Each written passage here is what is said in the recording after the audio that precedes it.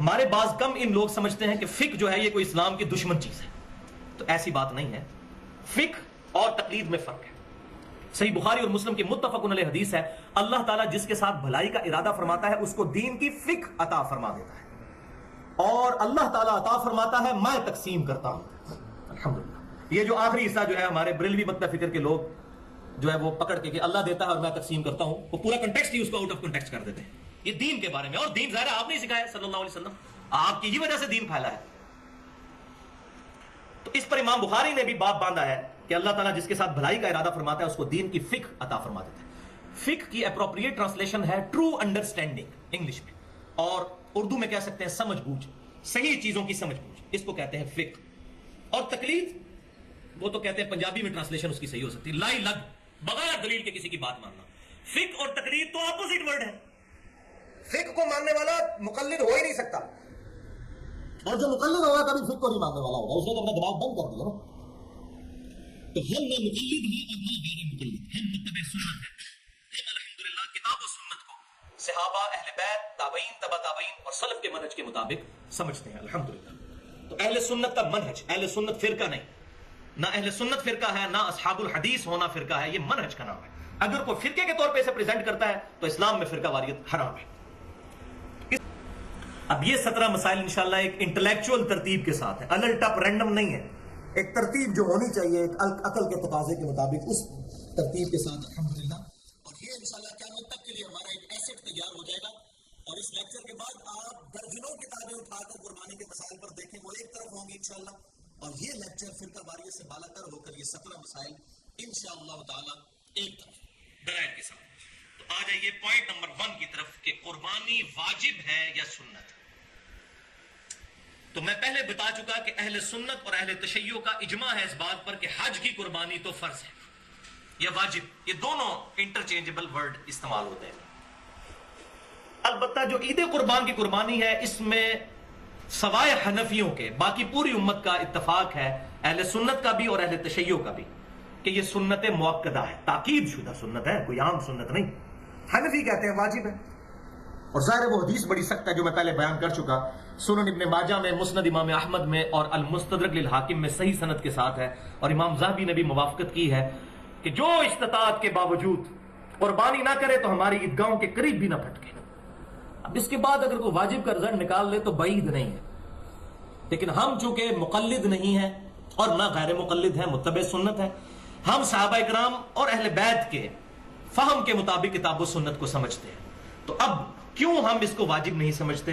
وہ دلیل ہے سنن الکبریٰ البہیقی میں اور مصنف عبد الرزاق میں صحیح سند کے ساتھ کہ سیدنا ابو بکر و عمر رضی اللہ تعالی عنہما دونوں خلیفۃ المسلمین بعض اوقات جان بوجھ کر قربانی چھوڑ دیا کرتے تھے، صرف اس لیے کہ کہیں لوگ اس کو واجب نہ سمجھ لیں. یعنی استطاعت کے باوجود کبھی کبھار، ہمیشہ نہیں. اور سنت موقدہ کی تعریف بھی یہی ہے کہ ہمیشہ چھوڑنے والا جو ہے وہ گناہگار ہوگا، کبھی کبھار چھوڑنے والا گناہگار نہیں. لہذا اب اس میں خصوصاً ہمارے اہل سنت میں سے جو اہل حدیث مکتب فکر کے لوگ ہیں ان کے لیے بہت بڑا لمحہ فکری ہے، کیونکہ اہل حدیث مکتب فکر کے لوگ جو ہے وہ حنفیوں کے مقابلے پر یہ بہت چیز پروپیگیٹ کرتے ہیں کہ حنفی اس کو واجب کہتے ہیں حالانکہ یہ سنت ہے. دیکھیں ابو بکر و عمر نے چھوڑ دی. اب اگر ہم چند فینیٹکس قسم کے اہل حدیث علماء والا فتویٰ لگائیں کہ آپ حدیث کو چھوڑ کے ابو بکر و عمر کے پیچھے لگے ہوئے ہیں، جو یہ اکثر کہہ دیتے ہیں جب ہم ان کو کوئی صحابی کا قول بتاتے ہیں تو کہتے ہیں جی حدیث دیکھیں آپ ابو بکر و عمر کے پیچھے چل پڑے. اور حالانکہ یہاں پر حدیث کو دیکھا جائے تو حنفی بالکل ٹھیک ہے، صرف حدیث کو کہ عیدگاہوں کے قریب بھی نہ آئے جو قربانی نہیں کرتا تو واجبیت نکلتی ہے. لیکن اس حدیث کا فہم صحابہ سے سمجھا کہ آپ صلی اللہ علیہ وسلم نے ڈرانے کے لیے کہا ہے، اتنی تاکید کی ہے. اس سے مراد واجبیت نہیں بلکہ سنت موقدہ ہے، اور اس کا سہارا جو ہے وہ یہی سیدنا ابو بکر و عمر کا عمل ہے. ورنہ حدیث پہ جائیں تو اب یہاں پر تمام اہل حدیث کہتے ہیں کہ نہیں ابو بکر و عمر نے اگر یہ کیا ہے رضی اللہ تعالیٰ عنہما تو یہی وجہ ہے. تو ہم بھی کہتے ہیں بھائیو داڑھی کے مسئلے میں بھی جو عبداللہ بن عمر رضی اللہ تعالیٰ عنہما اور سیدنا ابو ہریرہ دو ہی راوی ہیں، داڑیاں بڑھاؤ اور مونچھیں پست کرو. اس حدیث کے دو ہی راوی ہیں اور دونوں مٹھی کے بعد داڑھی کاٹنے کے قائل تھے اور کاٹتے تھے. صحیح بخاری میں ہے کہ وہ حج اور عمرے کے موقع پر عبداللہ بن عمر کاٹتے تھے، اور سنن ابی داؤد کے اندر اور الموطا امام مالک میں ہے کہ مطلقاً کاٹتے تھے. تو پوری ڈیٹیل کے ساتھ میں نے گفتگو کی ہے اہل سنت پاک.com پر. अभी तक जिन जिन उलमा ने सुनी किसी के पास जवाब नहीं है। मसला नंबर 33 के नाम से 1 घंटे की गुफ्तगू है, दाढ़ी की अहमियत और उसकी मिकदार का बयान, और उसमें दोनों एक्सट्रीम रवैये जो है मैंने उनका अल्हम्दुलिल्लाह रद्द किया है कि सहाबा के फहम को देखना है, खामखानी कह देना कि सहाबा ने गलत काम किया है। वरना सबसे पहले तो तरावी की नमाज बंद करवाई जाए, जो बुखारी और मुस्लिम में हदीस है, नबी सल्लल्लाहु अलैहि वसल्लम ने 3 दिन पढ़ी, वहां फिर सहाबा इकराम की बना लेते हैं। नहीं जी सहाबा ने शुरू करवाई थी, तो अब मरफू हदीस कहां गई? तो सहाबा इकराम अलैहिम रिदवान का अगर कोई अमल हुजूर सल्लल्लाहु अलैहि वसल्लम के खिलाफ हो, हमारे सेंस में वो रिजेक्टेड नहीं होगा, ऐन मुमकिन है वही फार्म हो उसका, तावक्ते के सहाबा में इख्तलाफ ना हो जाए। इख्तलाफ हो जाए फिर हम देखेंगे जमहूर की राय क्या है। जैसा कि हज्ज तमत्तो के मसले में अब्दुल्ला बिन उमर और सैयदना उमर क्या इख्तलाफ हुआ, बिल्कुल ठीक हो गया, सैयदना उमर ने अपना डिसीजन वापस लिया, जामे तिरमिज़ी में मौजूद है। जहां इख्तलाफ कोई ना पाया जाता हो तो 14वीं सदी के मुल्लों के कहने पर अब्दुल्ला बिन उमर को हम बिदती नहीं कह सकते इस मसले में, वलियाज़ु बिल्लाहि ताला। तो ये मसला मैंने यहां पर अल्हम्दुलिल्लाह क्लियर कर दिया। पॉइंट नंबर 2, कुर्बानी के लिए निसाब क्या है, यानी किस बंदे के पास कितना रुपया या माल हो तो वो कुर्बानी करेगा। तो भाइयों इस पे मैं ऑलरेडी एक हदीस तो बयान कर चुका कि जिस पे इस्तिताअत है वही कुर्बानी जो है वो करेगा। इस्तिताअत में कोई निसाब बयान नहीं किया आप सल्लल्लाहु अलैहि वसल्लम ने, जो भी जानवर खरीद सकता है। लिहाजा ये जो ज़कात का निसाब लगाया हुआ है ये बिल्कुल मन घड़त बात है, ऐसी बात नहीं है, कोई ज़कात का निसाब नहीं, जो भी जानवर खरीद सकता है। अगर उन्हीं दिनों में उसके पास इतना पैसा आ गया कि वो जानवर खरीद सकता है, चाहे वो साहिब निसाब नहीं भी है ज़कात के हवाले से, तब भी उसने कुर्बानी करनी होगी, सुन्नत मुअक्कदा है। अब यहां पर बाज लोगों ने आजकल बड़े मुझे फोन भी आ रहे होते हैं, जी जनाब हम तो मकरूज है, तो सुना है कि मकरूज के ऊपर जो है वो कुर्बानी नहीं है। भाई दुनिया में कौन सा बंदा है जो मकरूज नहीं है? आपने जो कमेटियां डाली होती हैं लाख लाख 2-2 लाख की, तो मकरूज ही तो होते हैं। तीसरी कमेटी लेकर बैठ जाते हैं, अभी पीछे 15 कमेटियां बाकी होती हैं, तो कर्ज होता है आप पर। इस हिसाब से तो दुनिया में किसी पर भी कुर्बानी नहीं बनेगी। ये मकरूज शुरूज वाली ये सब मन गढ़त और फ्रॉड वाली बातें, कोई ऐसी बात नहीं है। कर्जा तो हर बंदे पर है। और दूसरी तरफ हाल ये है कि अगर साली की शादी आ जाए तो कर्जा भी उठाकर जो है वो भी बच्चों को कपड़े और जूतियां लेकर देंगे, और कोई सेरेमनी आ जाए सारे काम करेंगे, लेकिन कुर्बानी मेरी मैं तो मकरूज हूं। तो कर्ज भी अगर उठाना पड़ता है किसी बंदे को, कुर्बानी करे वो, अगर वो समझता है कि मैं उतार सकता हूं। कर्ज तो हम सब उठाते हैं, जो कमेटी डाली होती है कर्ज ही तो उठाया होता है, हमें पता होता है कि हम आहिस्ता आहिस्ता करके लुटा देंगे। तो अगर आपको कर्ज मिलता है तो जरूर कुर्बानी करें, क्योंकि वईद इस मामले में बहुत सख्त है। लेकिन अगर कोई बेचारा बहुत ही मुफलिस है और नहीं कर सकता बेचारा, तो वो मैं पहले हदीस बता चुका, सुन नबी दाऊद, सुन निसाई और अल-मुस्तदरक अल-हाकिम में सही सनद के साथ है, और इमाम ज़हबी ने भी मुवाफ़क़त की है कि आप सल्लल्लाहु अलैहि वसल्लम ने फरमाया कि जिसमें इस्तिताअत नहीं है वो फिर ईद वाले दिन अपने नाखून काट ले और बगलों के बाल और ज़ेर नाक बाल साफ कर ले, और इसमें इम्प्लाइड है कि फिर वो यकम ज़ुल्हिज्जा से लेकर कुर्बानी तक, कुर्बानी के दिन तक, ईद की नमाज तक ये बाल नहीं काटेगा, तो अल्लाह ताला उसे पूरी कुर्बानी का सवाब इंशाअल्लाह अता फरमा देगा। पॉइंट नंबर 3 कि एक खानदान के एक फर्द पर कुर्बानी है या सब ने ही कुर्बानी करनी है, यह भी आजकल बड़ा क्रिटिकल इशू है। ये सारों ने कुर्बानी करनी है, एक खानदान में जितने बंदे हैं और सारे अमीर हैं तो क्या सारे ही करेंगे? तो बेहतर तो यही है सारे ही करें, जितना मीठा डालेंगे उतना ही बेहतर है, आखिरत के लिए सेफ करें इसको, इबादत। लेकिन दीन की तरफ से ऑब्लिगेशन है कि एक खानदान की तरफ से एक कुर्बानी होगी, एक खानदान, एक फैमिली। अब फैमिली ये नहीं है कि 5 भाई एक घर में शादीशुदा रह रहे हैं तो ये एक फैमिली है, नहीं, एक शादीशुदा बंदा और उसके बच्चे, ये एक फैमिली है। एक घर में अगर 5 भाई हैं तो ये 5 फैमिलीज हैं, अलग अलग अपनी कुर्बानी देंगे। ये नहीं है नहीं जी हम तो अब्बा जी को तनख्वाह देते हैं, एक अब्बा जी ने कुर्बानी कर दी सबकी तरफ से होगी, नहीं, बाकी खर्चे लादा लादा है, कुर्बानी की बारी है तो अब्बा जी देंगे, नहीं। तो एक खानदान, मियां बीवी और बच्चे, वो एक खानदान तसव्वुर होंगे, उनकी तरफ से एक कुर्बानी। और वो सबूत जामिया तिरमिज़ी और सुनन इब्न माजा में सही सनद के साथ हदीस है। अता बिन यसार ताबी कहते हैं कि मैंने सैयदुना अबू अय्यूब अंसारी जो नबी सल्लल्लाहु अलैहि वसल्लम के मेजबान थे, उनसे पूछा कि आप सल्लल्लाहु अलैहि वसल्लम के जमाने मुबारक में आप लोग कुर्बानी किस तरह दिया करते थे? तो उन्होंने कहा कि आप सल्लल्लाहु अलैहि वसल्लम के मुबारक जमाने में हम में से हर शख्स एक खानदान की तरफ से एक ही बकरी कुर्बान किया करता था, और वो उसके और उसके घर वालों की तरफ से तसव्वुर होती थी।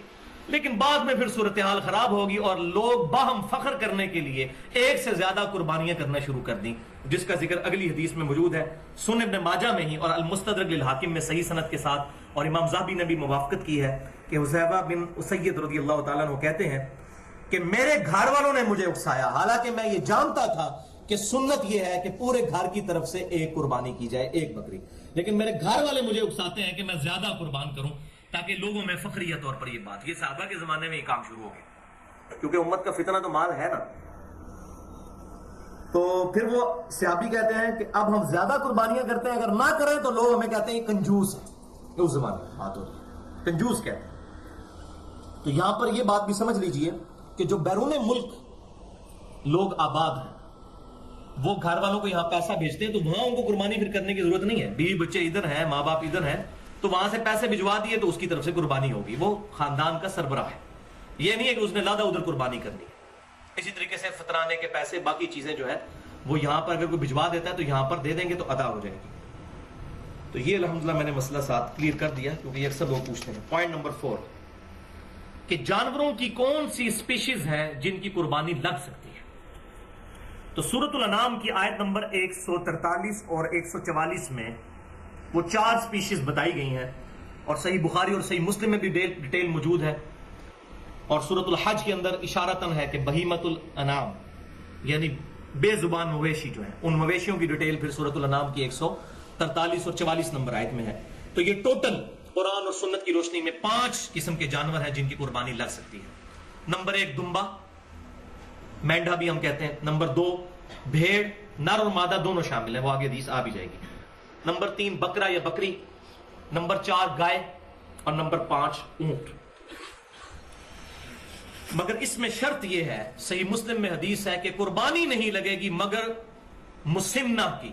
مسنہ عربی میں کہتے ہیں دوندے جانور کو، 2 دانتوں والا، یعنی چھوٹے چھوٹے جو دانت گر کے یہاں پر 2 دانت بڑے نکلے ہوئے ہوتے ہیں، آپ اگر یہ دیکھیں نیچے ان کے 2 بڑے دانت نکلے ہوئے ہوتے ہیں، تو مسنہ کی قربانی لگے گی، دوندے جانور کی قربانی ہوگی۔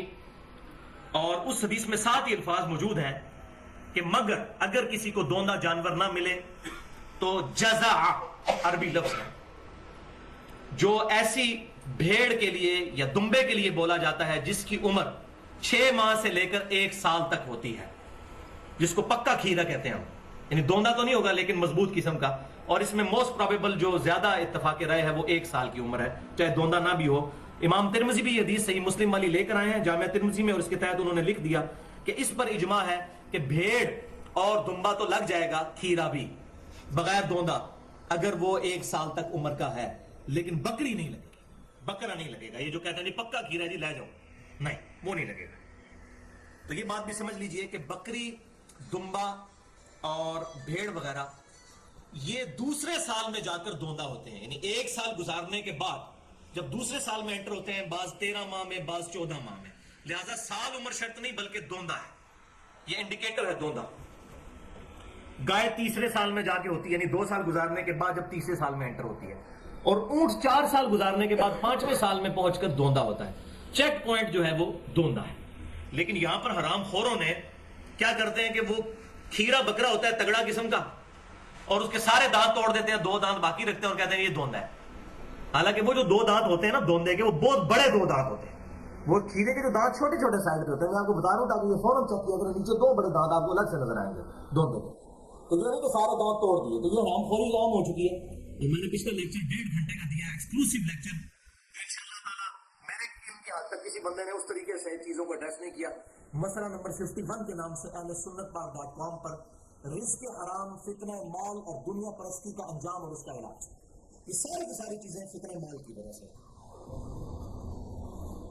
اب صحیح مسلم میں حدیث ہے کہ حدیبیہ والے سال آپ صلی اللہ علیہ وسلم نے اونٹ اور گائے میں 7 مسلمانوں کو شریک کیا، یعنی اونٹ میں بھی 7 کو اور گائے میں بھی 7۔ بکری کا تو ہم پہلے ہی پڑھ چکے ہیں، پورے گھر والوں کی طرف سے ہے، لیکن یہاں 7۔ اور جامعہ ترمذی میں حدیث ہے جو سنن ابن ماجہ، مسند امام احمد اور المسند الحاکم میں بھی صحیح سند کے ساتھ امام ذہبی نے بھی موافقت کی ہے کہ عید الاضحیٰ کے موقع پر آپ صلی اللہ علیہ وسلم نے گائے میں 7 لوگوں کو شریک فرمایا اور اونٹ میں 10 لوگ، یہ حدیث بھی صحیح ہے۔ اس کے درمیان آپٹیمل سولوشن تطبیق یہ ہے کہ اگر تو حج کی قربانی ہے، کیونکہ حدیبیہ والے سال حج اور عمرے والا معاملہ تھا، اس نیت سے لوگ نکلے تھے صحابہ کرام علیہم رضوان، تو اس میں پھر اونٹ میں 7 سے زیادہ لوگ شریک نہیں ہوں گے، اور عید قربان والے مسئلے میں 10 تک شریک ہو سکتے ہیں، اور یہ 10 اور 7 کا جو فگر ہے یہ ایکسٹریم ہے، 6 بھی ہو سکتے ہیں، 5 بھی ہو سکتے ہیں، ایک بندہ بھی ایک گائے دے سکتا ہے، یہ 7 زیادہ سے زیادہ ہے گائے میں اور 10 اونٹ کے اندر۔ اب آ رہا ہے جناب بھینس کا مسئلہ۔ یہ بھینس بڑی مصیبت بنی ہوئی ہے ہمارے لیے، خصوصاً کتاب و سنت کے منہج پر چلنے والے لوگوں کے لیے۔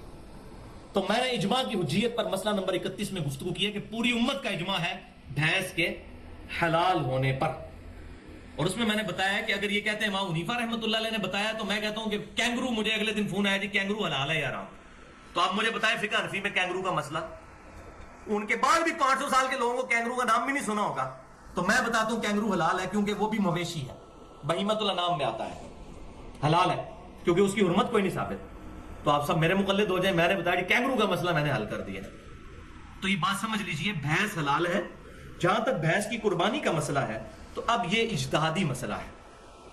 ہمارے جو حنفی لوگ ہیں وہ اس کو، بھینس تو ظاہر قربان نہیں کرتے، اتنی کوئی بیوقوفی کون کرے گا، دودھ دینے والی بھینس جو اتنی مہنگی آتی ہے، 2.5-3 لاکھ اور بعض 5-6 لاکھ تک بھی جو زیادہ دودھ دیتی ہیں، صحت مند قسم کے آسٹریلین جو ہیں، تو وہ قربان کرتے ہیں بھینس کا نر، اس کو ہم کٹا کہتے ہیں پنجابی زبان کے اندر۔ بیل کا لفظ تو بولا جاتا ہے جی اس کے لیے، گائے کے میل کے لیے، تو وہ کرتے ہیں قربان۔ تو اس میں اب مسئلہ یہ ہے کہ یہ مسئلہ ہے اجتہادی۔ اب اس میں میری اپنی رجوع کے اجتہاد میں اختلاف ہو سکتا ہے، اگر کوئی کر لیتا ہے تو ہم اس پہ کوئی بدعت کا فتویٰ نہیں لگاتے۔ میری اپنی پرسنل رائے یہ ہے کہ بھینس کی قربانی سے پرہیز کرنے میں ہی عافیت ہے۔ اس کی وجہ یہ ہے کہ قرآن پاک میں جو ڈیٹیل مویشی بتائے گئے ہیں، اب اس کے علاوہ بھی کئی مویشی ہیں جو حلال ہیں، نیل گائے حلال ہے، ہرن، اگر کوئی ہے جی ہرن اور بکری تقریباً ملتے جلتے ہیں تو ہرن کی قربانی بھی، اب یہ تو حنفی بھی نہیں مانتے، لہذا قیاس جو ہے اس مسئلے میں کرنے سے بچا جائے۔ قیاس کو ہم اسلام کا حصہ مانتے ہیں، لیکن کتاب و سنت اجماع میں اگر کوئی بات نہ ملے تو، لیکن اگر کوئی بھینس کی قربانی کر لیتا ہے ہم اس پہ فتویٰ کوئی نہیں لگاتے اس مسئلے میں، کیونکہ مسئلہ اتنا کلیئر نہیں ہے۔ تو یہ الزامی جواب میں نے ہرن والا بھی بتا دیا کہ اس کو اگر بکری کے حکم میں داخل کیا جائے تو پھر ہرن کی قربانی بھی لگ جاتی ہے۔ پوائنٹ نمبر 5 کہ کون سے عیب ایسے ہیں کہ جن کی وجہ سے قربانی نہیں کی جائے گی اگر وہ جانور میں پائے جاتے ہوں۔ تو اس میں پہلی حدیث سنن نبی داؤد، جامعہ ترمذی، سنن نسائی اور سنن ابن ماجہ میں صحیح سند کے ساتھ ہے کہ آپ صلی اللہ علیہ وسلم نے 4 قسم کے جانوروں کی قربانی کرنے سے منع فرما دیا ہے۔ نمبر 1 کانا جانور، نمبر 2 بیمار جانور، نمبر 3 جو واضح طور پر لنگڑا ہو۔ یہ کانے سے مراد تھوڑا سا کانا نہیں، جو واضح طور پر کانا ہو، اور بیمار بھی واضح طور پر ہو، لنگڑا بھی واضح طور پر، اور چوتھا لاغر قسم کا، بالکل مریل قسم کا اگر کوئی جانور ہے جس کی ہڈیوں پر گوشت ہی نہیں ہے تو وہ اس کی قربانی نہیں لگے گی، کیونکہ اللہ از دا ٹاپ پرائورٹی۔ دوسری حدیث جامعہ ترمذی، سنن نبی داؤد اور سنن نسائی کے اندر موجود ہے۔ آپ صلی اللہ علیہ وسلم نے کانا جو جانور ہے اس کی قربانی سے منع فرمایا، اور آپ صلی اللہ علیہ وسلم نے اس بات سے بھی منع فرمایا کہ کوئی ایسا جانور قربان نہ کیا جائے جس کے کان چرے ہوئے ہوں یا اس کے کانوں میں سوراخ ہو یا کان کاٹے گئے ہوں، کیونکہ یہ بھی واضح عیب ہے۔ اور تیسری حدیث جامعہ ترمذی، سنن نبی داؤد، سنن نسائی اور سنن ابن ماجہ میں موجود ہے کہ کان کٹے ہوئے اور سینگ ٹوٹے ہوئے جانور کی قربانی بھی آپ صلی اللہ علیہ وسلم نے کرنے سے منع فرمایا۔ اب یہاں بڑا کریٹیکل مسئلہ ہے کہ آپ نے جانور لیا، اس وقت تو بیچارہ ٹھیک تھا، گھر پہنچے بیمار ہو گیا یا کوئی ایسا مسئلہ بن گیا کہ اس کی ٹانگ ٹوٹ گئی یا کوئی اس طرح کا ایشو بن گیا، تو اس کے بارے میں حدیثیں تو ملتی ہیں لیکن ان میں کوئی صحیح سند والی حدیث نہیں۔ البتہ ایک قول ایک صحابی کا صحیح سند کے ساتھ المصنف عبد الرزاق میں موجود ہے، عبداللہ بن زبیر رضی اللہ تعالیٰ عنہما کا۔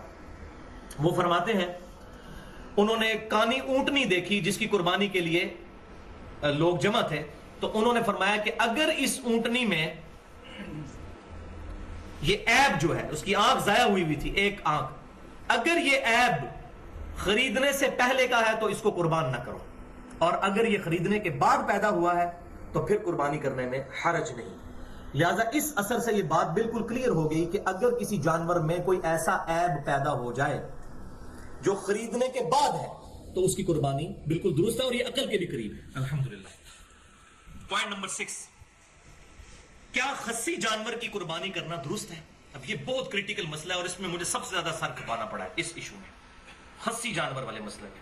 اور میرے لیے پریشانی کا باعث اس وقت یہ معاملہ بن گیا جب مجھے یہ بات پتا چلی کہ ہمارے جو اہل تشیع بھائی ہیں وہ خصی جانور کی قربانی کو جائز نہیں سمجھتے، اور ہمارے اہل سنت میں سے بھی جماعت المسلمین والے جو ہیں وہ اس کی قربانی کو جائز نہیں سمجھتے۔ اب ان کے تکفیر والے معاملے الگ، بہرحال وہ ہم ان کو خارج تو نہیں کرتے اہل سنت سے۔ مولا علی رضی اللہ تعالیٰ عنہ، مولا سے مراد دلی جگری یار ہمارے، خوارج کے خلاف قتال بھی کیا، حالانکہ تکفیری تھے وہ، لیکن ان کے جنازے بھی خود پڑھائے، اور فرمایا کہ یہ مجھے کافر سمجھتے ہیں، میں ان کو کافر نہیں سمجھتا۔ تو سیکچولی ڈسیبل جو جانور ہے، خصی جانور، اس کی قربانی، تو بھائیو ایک اصولی بات تو سمجھ لیجئے، سورۃ النساء کے اندر یہ بات آئی، آیت نمبر 119، جس پر میں نے تقریباً 2 گھنٹے اپنی تفسیر کلاس میں گفتگو کی تھی، داڑھی کا مسئلہ بھی اور باقی ایشوز بھی اس میں نے بیان کیے تھے۔ بسم اللہ الرحمن الرحیم۔ شیطان جو ہے وہ کہتا ہے کہ میں کیا کیا حربے آزماؤں گا، ان میں سے ایک حربہ یہ تھا، وَلَآمُرَنَّهُمْ فَلْيُبَتِّكُنَّ آذَانَ الْأَنْعَامِ، میں ضرور ان کو حکم دوں گا کہ یہ جانوروں کے کان چیریں گے۔ یعنی اللہ نے تو صحیح کان بنائے، لیکن یہ کان چیریں گے، بتوں کے نام پر چھوڑیں گے، خلقت کو بگاڑیں گے۔ وَلَآمُرَنَّهُمْ، اور میں ضرور انہیں حکم دوں گا، شیطان نے کہا، فَلْيُغَيِّرُنَّ خَلْقَ اللَّهِ، تو پس ضرور یہ اللہ کی بنائی ہوئی تخلیق کو بدل دیں گے۔ تو جانور کو خصی کرنا بھی بیسیکلی اللہ کی بنائی ہوئی تخلیق کو بدلنا ہے، اس میں کوئی شک ہی نہیں ہے کہ نر کو آپ جو ہے وہ سیکچولی ڈسیبل کر رہے ہیں، اللہ کی تخلیق بدل رہے ہیں، اور ظاہر ہے وہ تکلیف دہ امر بھی ہوتا ہے، ایسا نہیں کہ جانور کو تکلیف نہیں ہوتی۔ مرد کوئی خصی ہو تو یہ بھی سمجھا جائے گا، اور جانور کو آپ خود خصی کریں گے، سیکچولی اس کو ڈسیبل کر دیں گے تو یہ عیب ہی شمار ہوگا۔ اور اس بارے میں سیدنا انس بن مالک رضی اللہ تعالیٰ عنہ جو صحابی ہیں اور بڑے جید صحابی ہیں، آپ صلی اللہ علیہ وسلم کو 10 سال تک وضو کروایا، اور آپ صلی اللہ علیہ وسلم کی وفات کے بعد 82 سال تک زندہ رہے، 93 ہجری میں فوت ہوئے مدینہ شریف میں۔ صحیح سند کے ساتھ ان کا قول موجود ہے تفسیر تبری میں، جو پہلی اسلام کی تفسیر ہے قرآن پاک کی، ابن جریر تبری رحمۃ اللہ علیہ، المتوفی 310 ہجری، پہلے 300 سال کے بزرگوں میں آتے ہیں، اور یہ وہ بزرگ ہیں جو اہل سنت اور اہل تشیع دونوں ان کی بزرگی کے قائل ہیں۔ ایک اہل تشیع کے بھی امام تبری ہیں، وہ الگ ہے، یہ اہل سنت والے کو بھی وہ مانتے ہیں۔ تو انہوں نے صحیح سند کے ساتھ انس بن مالک کا قول نقل کیا ہے اسی آیت کے کانٹیکسٹ میں، کہ وہ کہتے ہیں کہ جانوروں کو خصی نہیں کرنا چاہیے۔ اس کے علاوہ بھی کئی تابعین کے اقوال مصنف ابن ابی شیبہ میں اور باقی سنن کبری البیہقی میں موجود ہیں کہ جانوروں کو خصی کرنا تابعین کے گروہ میں برا سمجھا گیا ہے، اور چند ایک تابعین اس کے جواز کے بھی قائل ہیں، وہ بھی اقوال ملتے ہیں، لیکن وہ اتنے واضح نہیں۔ قربانی کے حوالے سے کوئی قول نہیں ہے کہ قربانی کے لیے خصی جانور لگایا جائے، ویسے ہے کہ کبھی ضرورت پڑے تو خصی کرنا، اور بڑے گول مول الفاظ موجود ہیں، اور اس میں جو واضح الفاظ ہیں وہ بھی بڑی مشکل کے ساتھ ہی ہیں۔ سنن کبری البیہقی میں امام بہیقی رحمۃ اللہ علیہ نے لکھا ہے، کامنٹس دیے ہیں کہ کوئی بہت ضرورت پڑ جائے تو جانور کو خصی کرنا جائز ہے۔ اب وہ ضرورت نہیں انہوں نے بتائی کہ کون سی، قربانی کا ذکر کوئی نہیں کیا۔ اسی طریقے سے مسائل احمد میں بھی امام احمد بن حنبل رحمۃ اللہ علیہ کے جو فتاوی ہیں، احمد بن حنبل رحمۃ اللہ علیہ کہتے ہیں کہ انشاءاللہ میں امید کرتا ہوں کہ خصی جانور کی قربانی قبول ہو جائے گی۔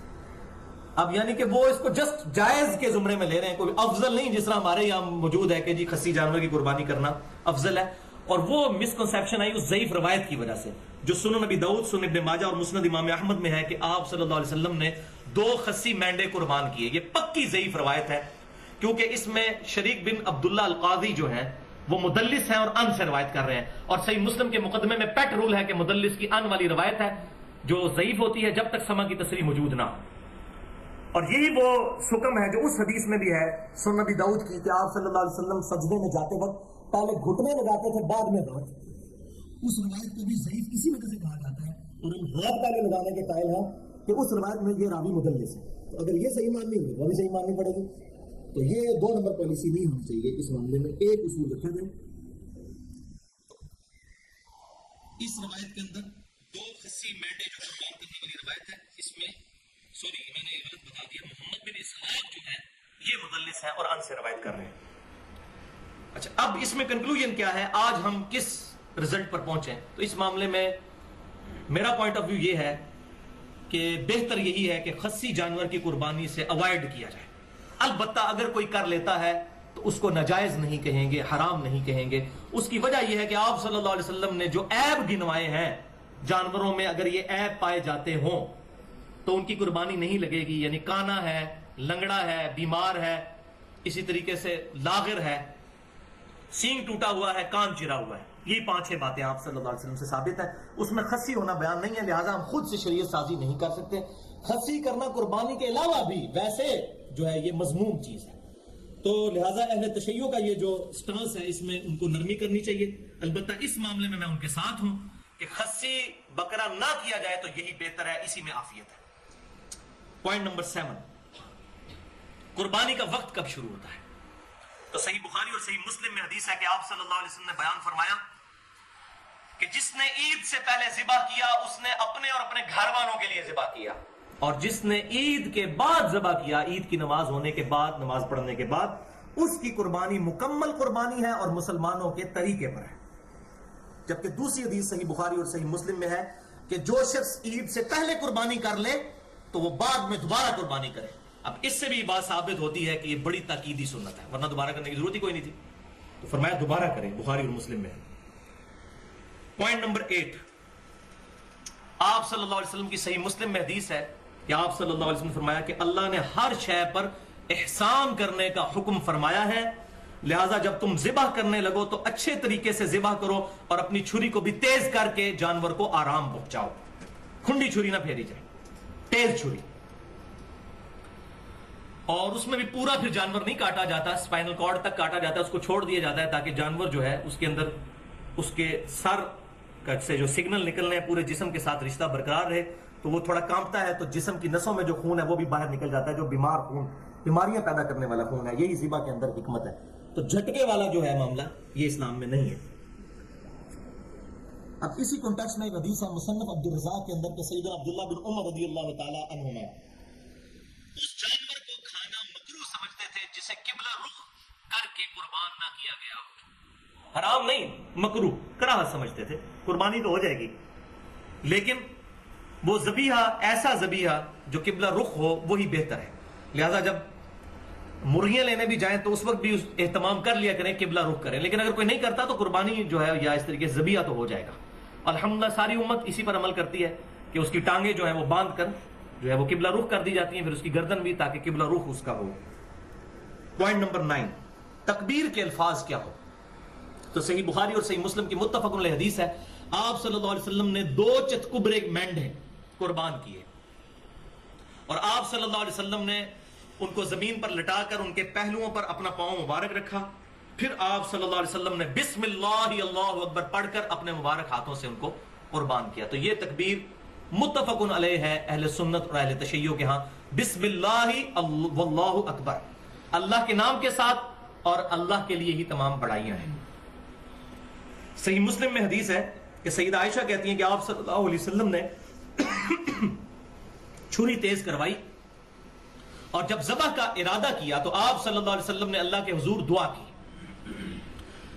بسم اللہ، اللہ کے نام کے ساتھ، اللہم تقبل من محمد صلی اللہ علیہ وسلم و آل محمد صلی اللہ علیہ وسلم، اے اللہ اسے قبول فرما محمد صلی اللہ علیہ وسلم کی طرف سے اور آل محمد صلی اللہ علیہ وسلم کی طرف سے، یعنی پورے گھر کی طرف سے. اور آپ صلی اللہ علیہ وسلم کی کم از کم 9 بیویاں تو تھی، پورے گھر والوں کی طرف سے آپ صلی اللہ علیہ وسلم نے ایک، اس میں الفاظ موجود ہے، سینگوں والا چتکبرا مینڈا قربان کیا. اور ساتھ ہی حضرت عائشہ نے بتایا چتکبرے سے مراد یہ ہے کہ اس کی پیٹ، آنکھیں اور ٹانگوں پر کالے نشانات تھے، جس کو ہم کہتے ہیں کالا چٹا. چتکبرا مینڈا قربان کیا اور پھر فرمایا اللہم تقبل من محمد و آل محمد و من امت محمد صلی اللہ علیہ وسلم، اور ساتھ میں امت محمد صلی اللہ علیہ وسلم کی طرف سے بھی اللہ قبول فرما. یہ صحیح مسلم کے الفاظ ہیں. لہذا یہاں پر جو آپ صلی اللہ علیہ وسلم نے پوری امت کا ذکر کیا تو یہ آپ صلی اللہ علیہ وسلم کی خصوصیت ہے، کیونکہ آپ صلی اللہ علیہ وسلم پوری امت کے روحانی باپ ہیں. النبی اولا بالمؤمنین من انفسہم، نبی صلی اللہ علیہ وسلم مومنین کی جانوں سے بھی زیادہ ان پر حق رکھتے ہیں، اور آپ صلی اللہ علیہ وسلم کی بیویاں امت کی مائیں ہیں. تو اگر وہ امت کی مائیں ہیں تو آپ صلی اللہ علیہ وسلم امت کے روحانی باپ ہیں. سورۃ الاحزاب کی آیت ہے، اس کے تحت اب کوئی شخص یہ نہیں یہ دعا پڑھ سکتا کہ پوری امت کی طرف سے قبول فرما، ورنہ تو باقیوں کی طرف سے قربانی گئی نا. تو یہ آپ صلی اللہ علیہ وسلم کی خاصیت ہے. اسی کانٹیکسٹ میں اگلا پوائنٹ نمبر 10 ہے، یہ روایت ہے جس کی وجہ سے تھوڑا ایشو آج کل چل نکلا ہے، وہ جامعہ ترمذی اور سنن ابی داؤد میں ہے، اور یہ ضعیف روایت ہے. اور یہ وہ روایت ہے جس میں وہ سکم ہے جو میں پہلے بیان کر چکا کہ سیدنا علی رضی اللہ تعالیٰ عنہ کہتے ہیں کہ آپ صلی اللہ علیہ وسلم نے مجھے وصیت فرمائی تھی کہ میں ہر سال ایک مینڈا آپ صلی اللہ علیہ وسلم کی طرف سے قربان کروں. تو 2 مینڈے سیدنا علی رضی اللہ تعالیٰ عنہ دیا کرتے تھے, ایک اپنی طرف سے اور ایک آپ صلی اللہ علیہ وسلم کی طرف سے, آپ صلی اللہ علیہ وسلم کی وفات کے بعد. تو اس حدیث میں وہی شریک بن عبداللہ القاضی جو ہے وہ مدلس راوی ہیں اور ان سے روایت کر رہے ہیں, اور مدلس کی ان والی روایت ضعیف ہوتی ہے جب تک سما کی تصریح نہ ہو.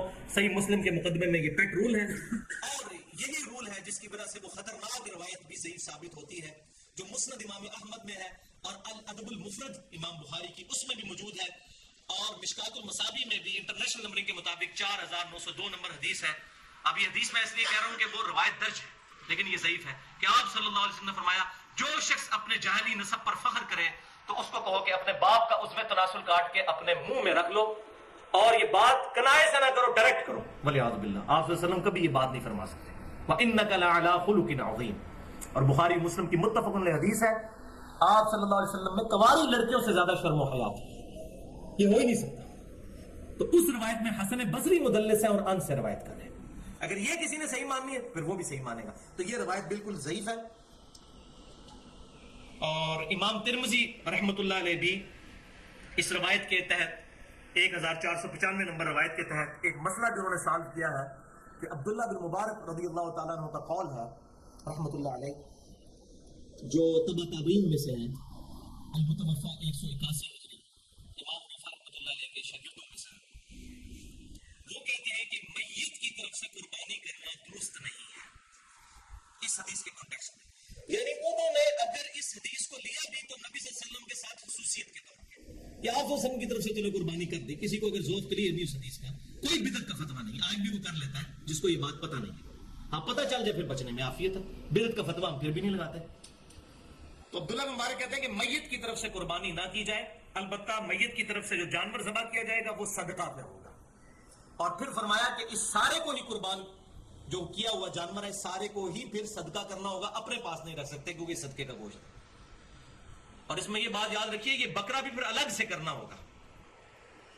گائے میں حصہ ڈال دیا اگر 7 میں سے ایک حصہ کسی اور کے لیے جو فوت شدہ ہے کہ میرے امی ابو کی طرف سے یا فلاں کی طرف سے, تو ساروں کی قربانی خطرے میں پڑ گئی. اور یہ بات سمجھ لیجئے صحیح مسلم کی حدیث کے تحت میت کو 3 اعمال کا ثواب پہنچتا ہے, ان میں سے ایک عمل یہ بھی ہے کہ نیک اولاد کے اعمال کا ثواب بھی پہنچتا ہے, ان کی دعاؤں کا ثواب پہنچتا ہے. دوسرا علم کی بات جو اس نے اپنی زندگی میں کی وہ ملنا بھی چاہیے, اور تیسرا صدقہ جاریہ جو اپنی زندگی میں کوئی اچھا کام کیا. لیکن یہ جو بات ہے تو آٹومیٹکلی اگر ہم قربانی کرتے ہیں, ہمارے ماں باپ زندہ ہیں یا فوت ہو چکے ہیں, ان تک ثواب پہنچے گا, اور پوری امت کی قربانی کا ثواب آپ صلی اللہ علیہ وسلم تک بھی پہنچے گا, کیونکہ آپ صلی اللہ علیہ وسلم ذریعہ ہدایت بنے ہمارے لیے. اس میں کوئی شک ہی نہیں ہے. ہمارے ہر عمل کا ثواب آپ صلی اللہ علیہ وسلم کے نامہ اعمال میں بھی جاتا ہے, الگ سے کرنے کی ضرورت نہیں ہے.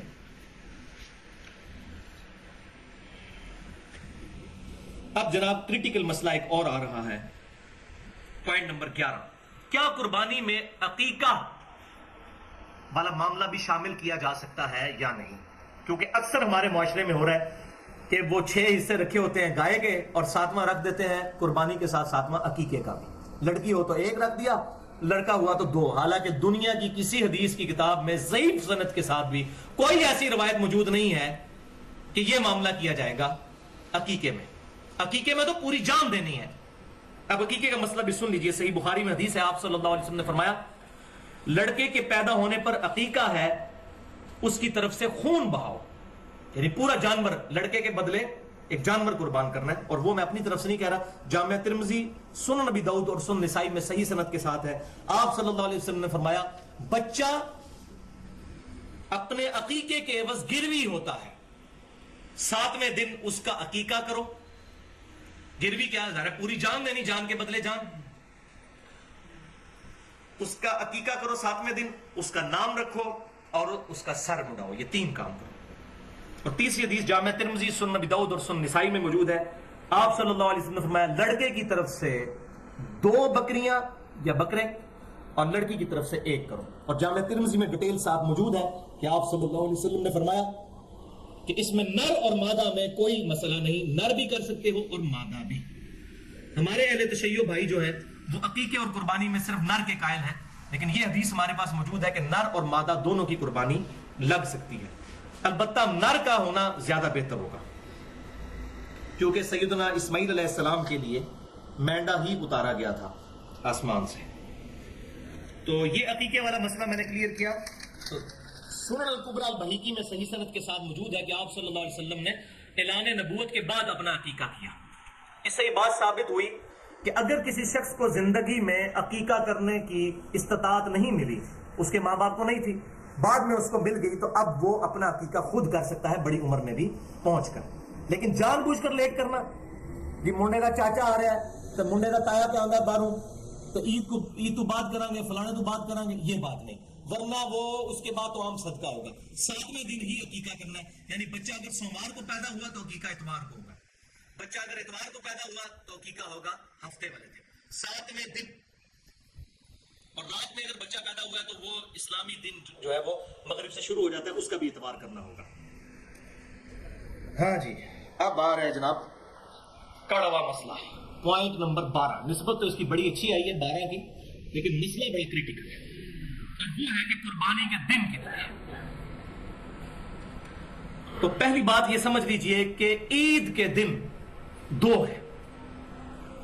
عید الفطر 1 شوال کو اور عید الاضحیٰ یعنی قربانی والی عید 10 ذو الحجہ کو. عید کے دن 2 ہیں. یہ بڑی عید کے 3 دن نہیں ہوتے، عید کے 2 ہی دن ہوتے ہیں، ایک چھوٹی عید اور بڑی عید. اور یہ میں اپنی طرف سے نہیں کہہ رہا، سنن ابی داؤد میں، سنن نسائی میں اور المستدرک الحاکم میں صحیح سند کے ساتھ حدیث ہے. اور امام ذہبی نے بھی اس روایت کی موافقت کی ہے کہ آپ صلی اللہ علیہ وسلم جب مدینہ شریف تشریف لائے تو انصار میں 2 دن ایسے تھے وہ منایا کرتے تھے خوشی کے طور پر. تو آپ صلی اللہ علیہ وسلم نے فرمایا اللہ تعالیٰ نے تمہیں ان 2 دنوں کے بدلے میں 2 عید کے دن عطا فرمائے ہیں، ایک عید الاضحیٰ کا دن اور دوسرا عید الفطر کا دن. تو 2 دن، یعنی 2 دن ہے، عید کے 2 دن ہے. اور صحیح بخاری اور مسلم کی متفق علیہ حدیث ہے کہ 2 دن ایسے ہیں جن میں روزہ نہیں ہے، روزہ رکھنا منع ہے. دوسری روایت میں یہ ہے، ایک عید الفطر کا دن اور دوسرا عید الاضحیٰ کا دن. تو یہ تمام چیزیں بتا رہی ہیں کہ عید کے دن 2 ہیں. ہاں یوم النحر وہ زیادہ ہے. ہاں صحیح مسلم میں ایک حدیث ہے کہ تمام ایام تشریق جو ہے، ایام تشریق کون کون سے؟ 10 ذو الحجہ، 11، 12 اور 13، یہ 4 دن یہ کھانے پینے کے دن ہے. یعنی ان میں کھانا پینا، اس میں عید کے دن کے الفاظ کہیں نہیں موجود ہیں. بعض مولوی اس میں 2 نمبری کرتے ہیں. عید کا نہیں، کھانے پینے کے دن.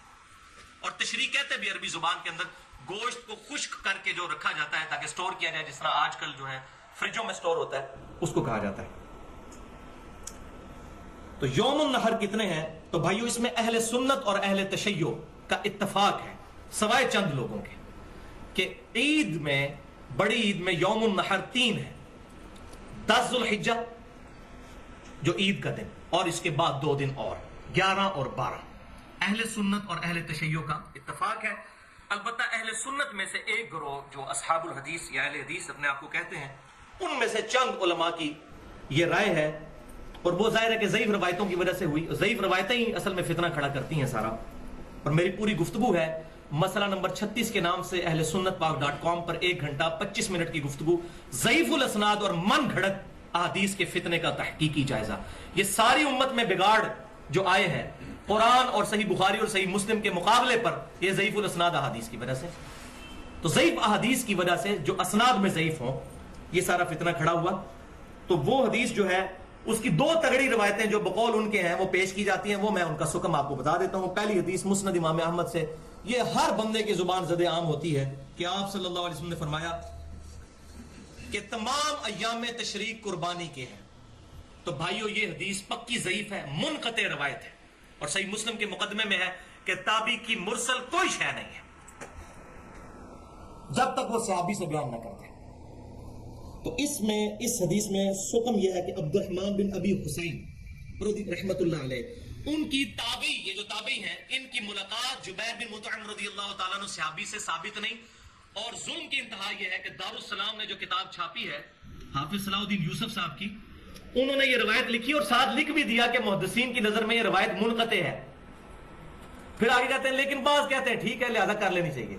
یعنی اتنی شک والی چیز ہی کر لینی چاہیے. پھر تو بھائیو 24 حدیثیں تو میں بھی پیش کرتا ہوں نبی صلی اللہ علیہ وسلم کے بارے میں کہ بغیر رفع دین کے آپ نے نماز پڑھی. تو روایتیں تو ادھر بھی بہت ہیں، پر اصول محدثین پر ثابت تو ہونا پہلے. तो ज़ईफ़ुल असनाद हदीस का ये सारा फितना है। और दूसरी हदीस सुनन कुबरा अल बहीकी और सही इब्न हिब्बान से पेश की जाती है, यही वाली हदीस है, इसकी सनद वहां भी है।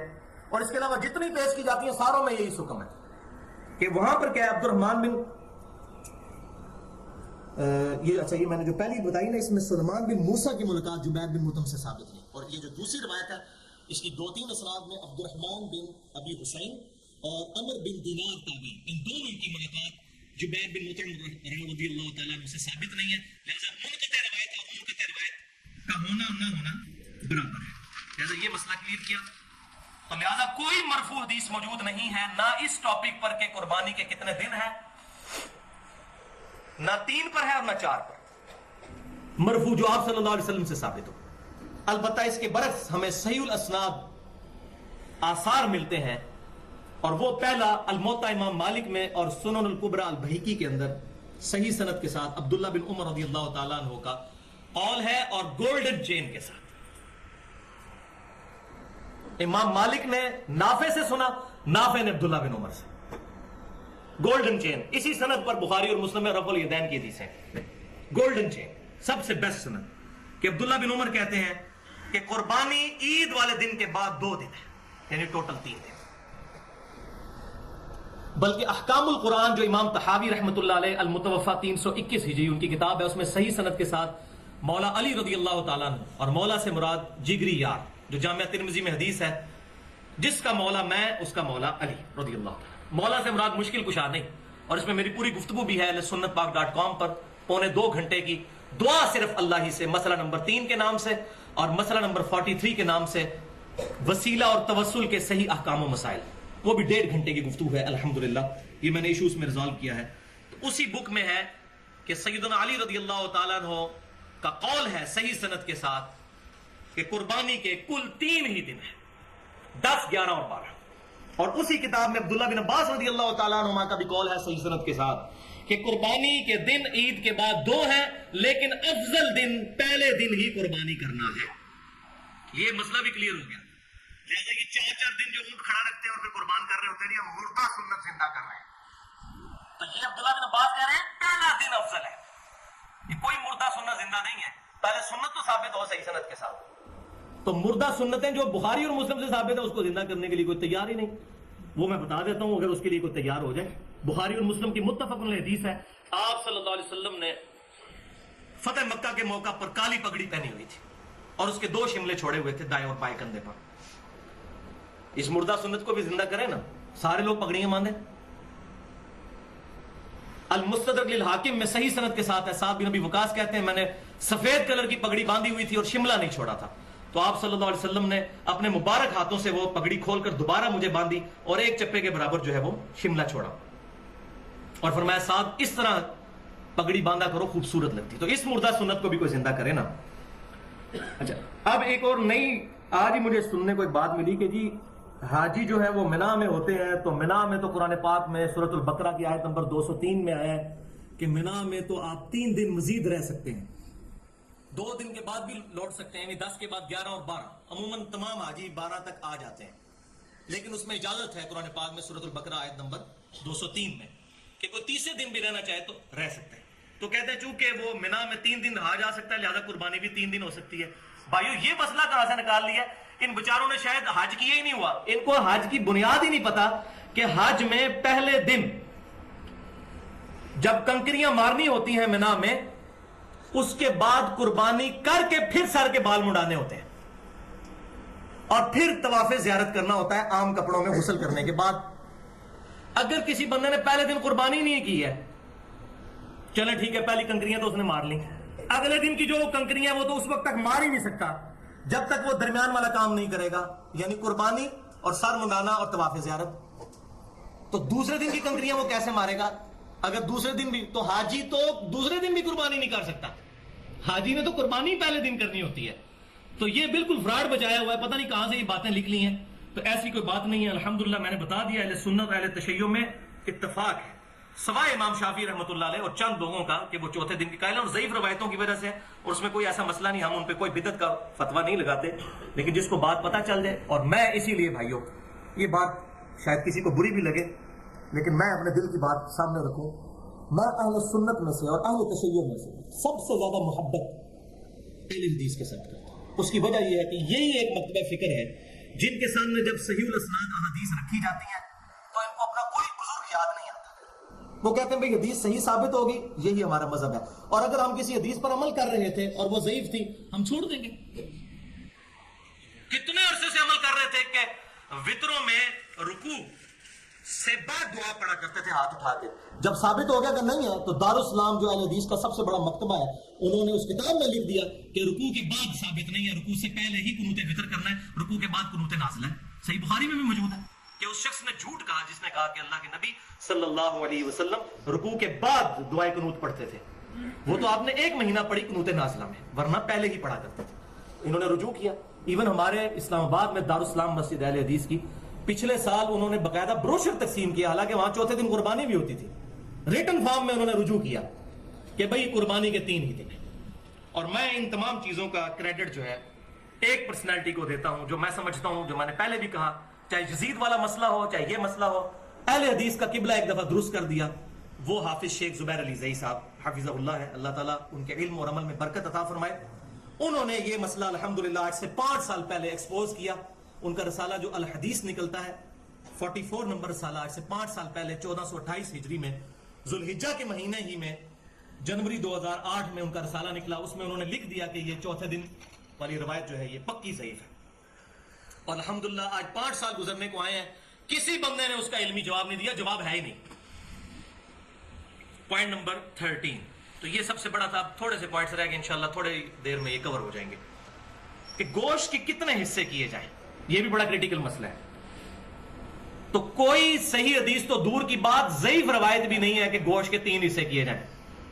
ایک رشتہ داروں کے لیے، ایک غریبوں کے لیے، ایک اپنے لیے. سارا خود بھی کھا سکتے ہیں، کوئی مسئلہ نہیں ہے، لیکن پریفریبل یہ ہے کہ غریبوں اور محتاجوں کو بھی کھلایا جائے. وہ میں انشاءاللہ بتا دوں گا بعد میں. اور وہ ہے اگلا پوائنٹ. اور یہاں بات یاد رکھیں، حنفی بھی یہ بات نہیں مانتے. ان کے علماء ضرور کہتے ہیں کہ 3 حصے کریں، لیکن وہ بھی یہ بات ان کی کتابوں میں موجود ہے کہ 3 حصے کرنا ضروری نہیں، سارا خود بھی کھا سکتے ہیں.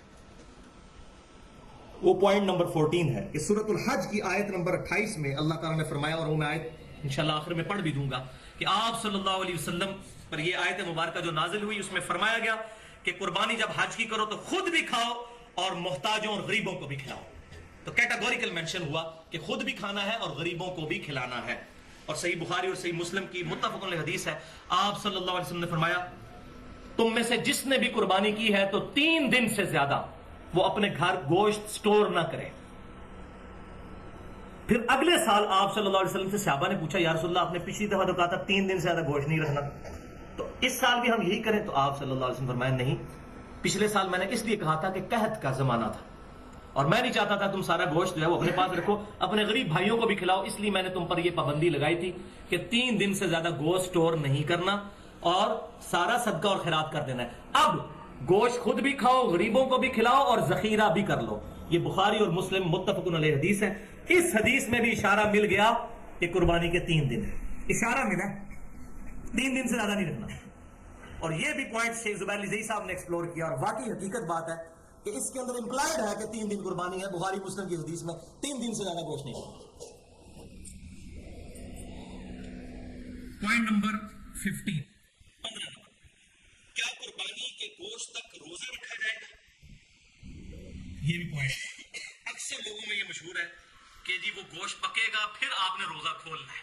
دیکھیں اندازہ کریں، حالانکہ میں پہلے بھی بتا چکا کہ بخاری اور مسلم کی متفق علیہ حدیث ہے کہ 2 دن تو روزہ ہے ہی نہیں ہے، عید الفطر اور عید الاضحیٰ.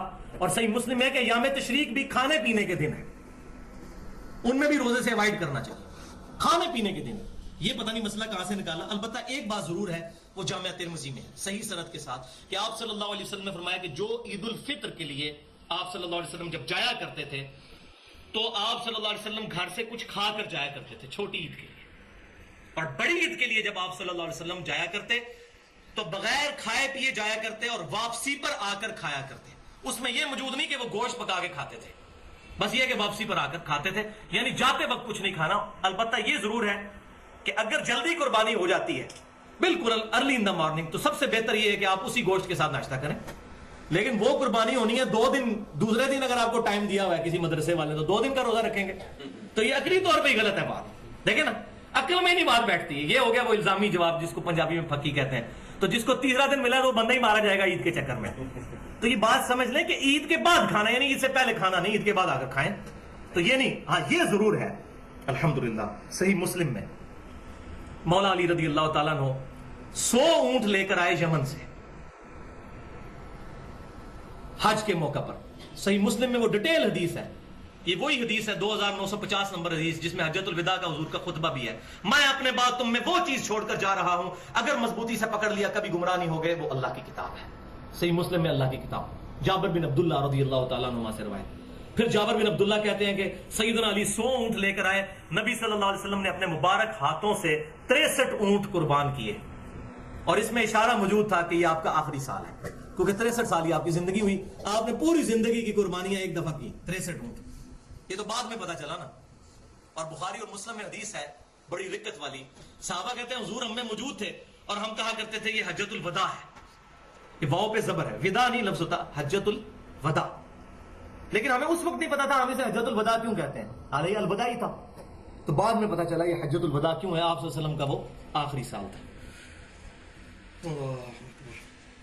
تو حجۃ الوداع کے موقع پر آپ صلی اللہ علیہ وسلم نے 63 اونٹ اپنے مبارک ہاتھوں سے قربان کیے، اور پھر 37 اونٹ سیدنا علی کو کہا کہ تم قربان کرو. تو سیدنا علی نے وہ 37 اونٹ قربان کر کے 100 کا ہنسا پورا کیا. پھر جابر بن عبداللہ کہتے ہیں آپ صلی اللہ علیہ وسلم نے حکم فرمایا کہ ہر اونٹ میں سے ایک ایک گوشت کی بوٹی لی جائے 100 اونٹوں میں سے، اور پھر اس کو ایک دیگ میں پکایا جائے. یعنی 100 اونٹوں کی ایک ایک بوٹی لے کر وہ پھر دیگ میں پکائی گئی. پھر گوشت اس کا تیار ہوا تو جابر بن عبداللہ کہتے ہیں پھر ان دونوں نے بیٹھ کر کھایا. کس نے؟ نبی صلی اللہ علیہ وسلم اور سیدنا علی رضی اللہ تعالی. تو لیکن یہاں پر یہ کریٹیکل مسئلہ بھی سمجھ لیں کہ اونٹ کا گوشت کھانے سے وضو ٹوٹ جاتا ہے. یہ صحیح مسلم میں حدیث ہے. آپ صلی اللہ علیہ وسلم نے پوچھا گیا یا رسول اللہ صلی اللہ علیہ وسلم ہم بکری کا گوشت کھا کر وضو دوبارہ کریں؟ فرمایا مرضی ہے، کر لو، ٹھیک، نہ کرو تو کوئی حرج نہیں. پھر پوچھا اونٹ کا گوشت کھا کے، فرمایا کہ اونٹ کا گوشت اگر کھاؤ تو پھر وضو دوبارہ کرو. اس میں وہ جو ایک عجیب سا قصہ مشہور ہے کہ وہ کسی صحابی کی ہوا خارج ہو گئی تھی تو آپ سے فرمایا جس نے اونٹ کا گوشت کھایا وہ جا کے وضو دوبارہ کرے. وہ روایت کوئی ثابت نہیں ہے. اس میں تو واضح صحابی خود پوچھ رہے ہیں کہ بکری کا گوشت کھا کے، فرمایا نہیں کرنا، اونٹ کا گوشت فرمایا کرنا ہے. تو اونٹ کا گوشت کھانے سے وضو ٹوٹ جاتا ہے. وضو، غسل، تیمم اور طہارت کے مسائل پر میری پوری گفتگو ہے اہلسنتپاک.com پر، مسئلہ نمبر 42 کے نام سے 2 گھنٹے اور 20 منٹ کی اس میں نے ڈیٹیل کے ساتھ احکام بتائے ہیں. اب الحمدللہ 5-7 منٹ میں یہ آخری 2 پوائنٹ کور ہوں گے اور ہماری گفتگو الحمدللہ کنکلوڈ ہو جائے گی. Point number 16، second last point, کھال کا مصرف کیا ہونا چاہیے؟ کیونکہ کھال تو بڑی مصیبت بن گئی ہے. پہلے تو خالی مولوی لڑتے تھے کھالوں کے لیے، اور ان کا بس چلے تو آپ کی کھال بھی عید والے دن اتار کے لے جائیں اور جا کے اس کو بیچ کے تو اس سے جو ہے چندہ اکٹھا کریں. لیکن اب سیاسی جماعتیں بھی میدان عمل میں اتر آئی ہیں، خصوصاً کراچی شہر کے اندر تو عید قرباں پر قتل ہو جاتے ہیں کھال کے چکر میں. وہ 1.5-2 ہزار کی کھال ہوتی ہے اور بندہ مار دیتے ہیں. یہ کھال ہم نے لے کے جانی، وہ کہتے ہیں ہم نے لے کے جانی. پھر ایک ایک مکتبہ فکر میں، بریلویوں میں، دیوبندیوں میں، اہل حدیث، اہل تشیع میں، ان میں بھی جتنی پارٹیاں بنی ہیں وہ آپس میں کھال کے پیچھے لڑتے ہیں. اور بعض لوگ تو بیچارے صرف اس لیے 2 قربانیاں کرتے ہیں کہ ایک پارٹی کو ایک کھال دیں گے، دوسرے کو دوسرے کو، تاکہ دونوں خوش رہیں. ٹھیک ہے، یہ بالکل حقیقت ہے. اور یہ سارا مسئلہ بھی بین الملک فتنہ مال. پھر ریپیٹ کروں گا مسئلہ نمبر 51، 1.5 گھنٹے کی گفتگو، رزق حرام، فتنہ مال اور دنیا پرستی کا انجام اور اس کا علاج. آج تک کسی بندے نے رزق حرام پہ یہ گفتگو نہیں کی ہے. کیوں؟ کہ وہ پرٹیکولر آیات ہے ہی علماء کے بارے میں ہے کہ یہ حرام خور ہے. وہ ساری آیات میں نے پیش کی. امت کے بارے میں تو بعد میں ہے. جامع ترمذی میں صحیح حدیث ہے، ہر امت کا ایک فتنہ اور میری امت کا فتنہ مال ہے. تو میں نے ڈیٹیل کے ساتھ اس میں بیان کیا ہے.